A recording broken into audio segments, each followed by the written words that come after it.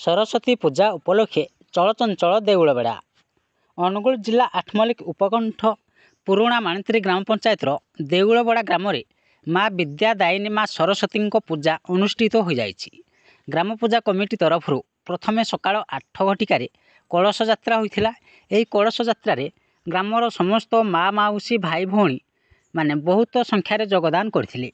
पूजा कमिटीर सभापति जगेश्वर प्रधान, संपादक ब्रुकधर महार, उपसभापति कृष्ण प्रधान, कोषाध्यक्ष परमेश्वर साहू एवं पूजा कमिटीर समस्त मेम्बर योगदान करथिले। ग्राम पूजा कमिटी तरफ एक नाटक परिवेषण करथिले।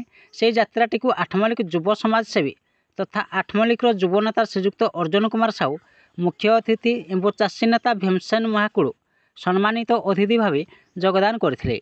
प्रथमे ग्राम कमिटी तरफ अतिथि को पूजा कमिटीर समस्त मेम्बर पाछटी आनिथिले।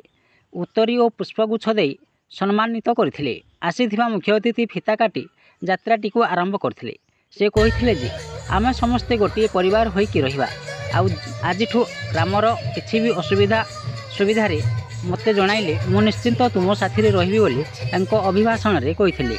नाट्य चालना दायित्व रे श्रीयुक्त विच्छंद सेठी और समस्त मेम्बर शांति श्रृंखला नियोजित करथिले। आठमल्लिक रु सुमन बड़माली को रिपोर्ट, न्यूज ओडिशा टीवी।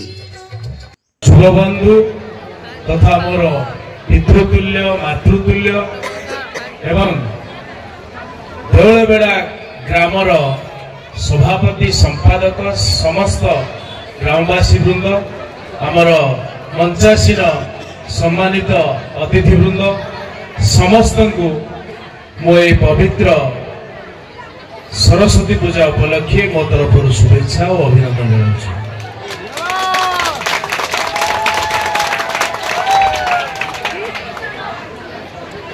जहाँ भी हो, ये जो